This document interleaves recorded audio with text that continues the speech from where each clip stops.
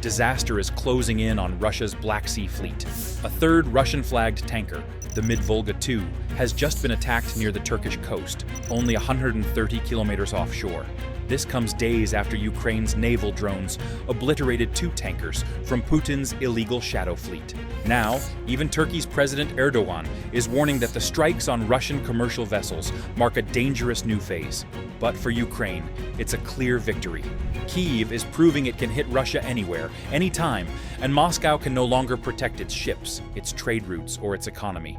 This is Novorossiysk, the Russian Empire's largest gateway to the Black Sea, the beating heart of Moscow's energy exports. For decades, this port pumped billions of dollars into the Kremlin's war chest. It was the artery that fed Putin's ambitions.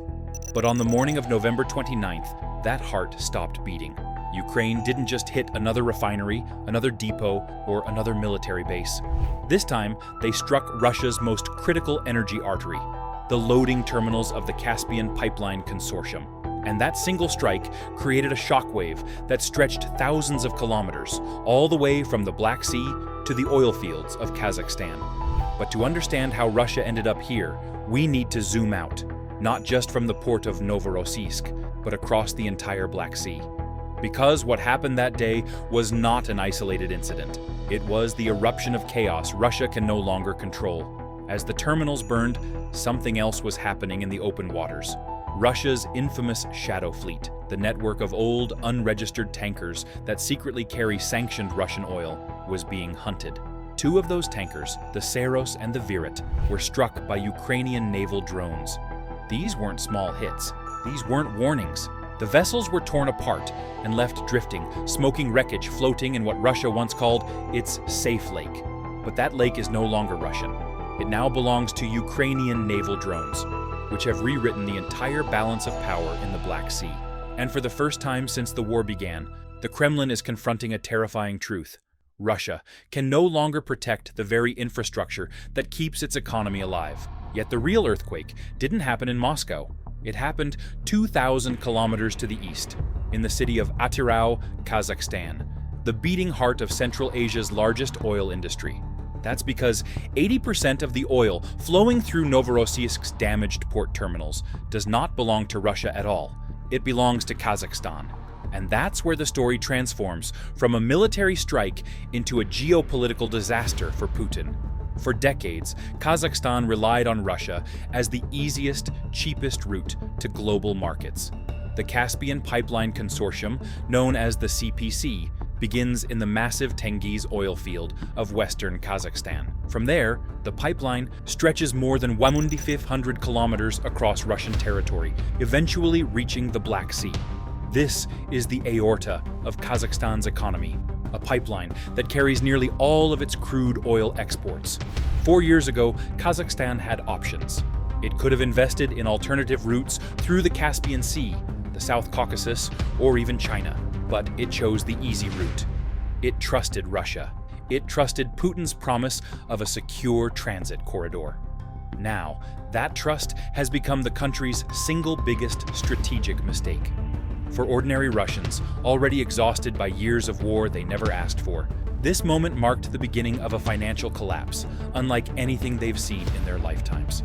3 years into the full-scale invasion, Putin believed he could finance his war with oil and gas alone.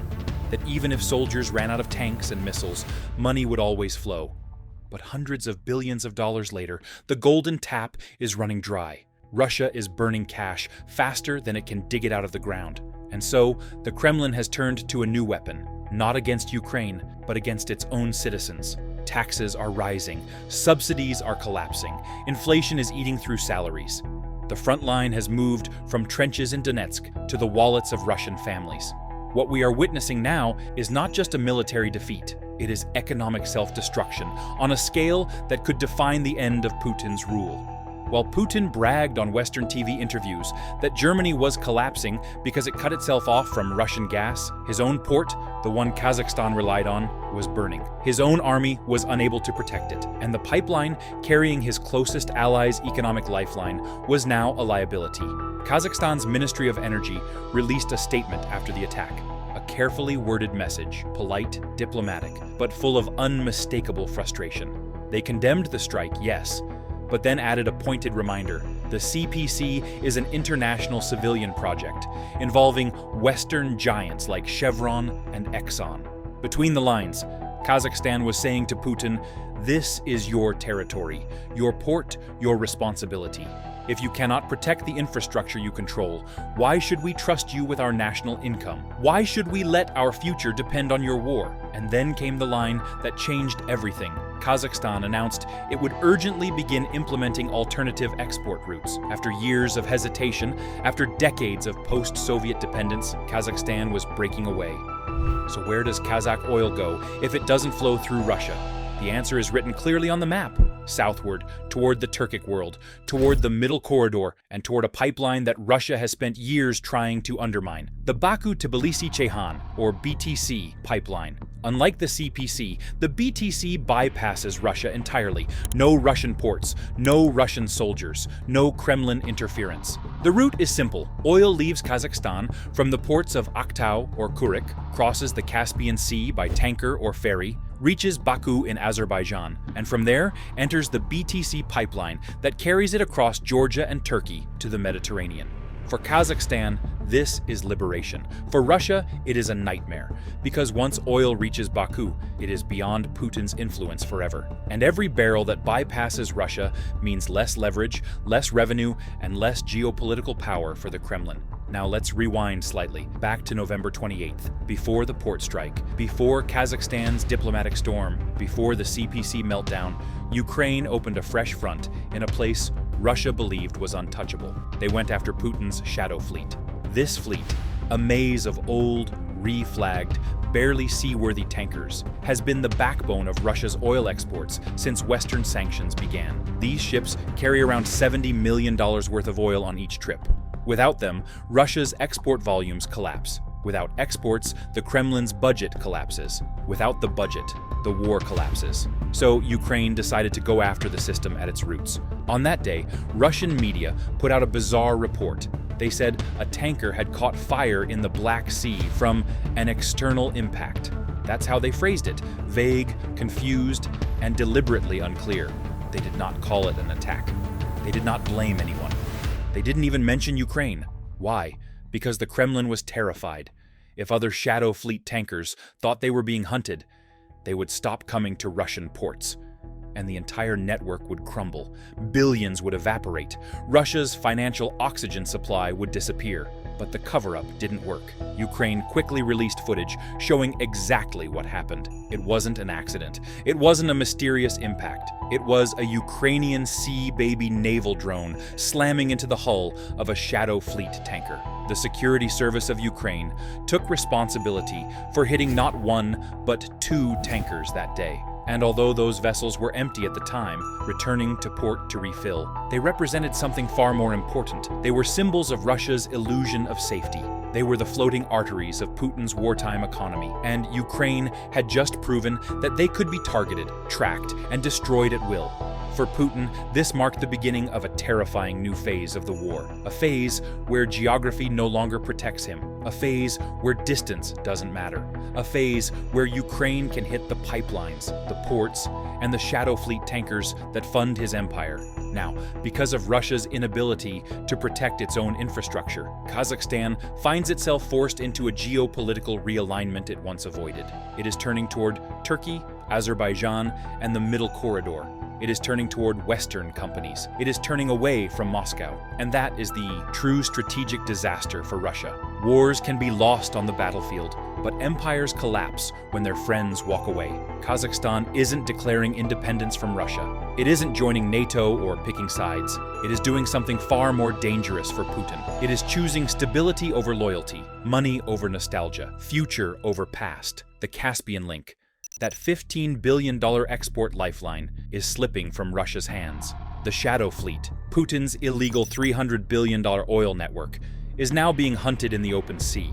The Black Sea, once the Kremlin's safe backyard, is turning into a graveyard for Russian tankers. And inside Russia, the consequences are becoming impossible to ignore. As oil revenue shrinks, the Kremlin is scrambling to fill the financial void. That means new taxes, new fees, and new sacrifices imposed on ordinary citizens. Social programs are being cut. Regional budgets are collapsing. State companies are begging for subsidies that don't exist. The people paying the price for Putin's imperial ambitions are the same ones he promised to protect. Meanwhile, Ukraine has discovered a new strategy, one that doesn't rely on massive offensives or Western weapons. A strategy that attacks the heart of Russia's economy, one drone strike at a time. Refineries burned, ports disabled, tankers sunk, pipelines threatened, insurance markets terrified.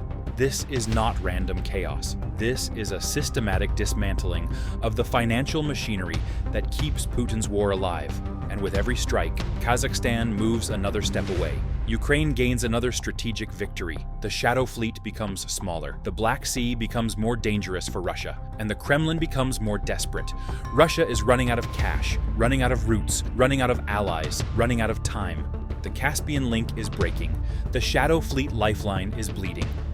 And Putin's empire, once fed by oil, is now collapsing under the weight of its own dependence. The world is watching a slow but unstoppable process. Russia's energy dominance is fading. Kazakhstan is escaping its orbit. Ukraine is taking control of the Black Sea.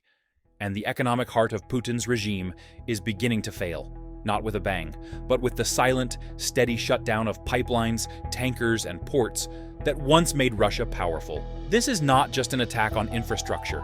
It is the beginning of Russia's economic unraveling, and the world is only seeing the first chapter.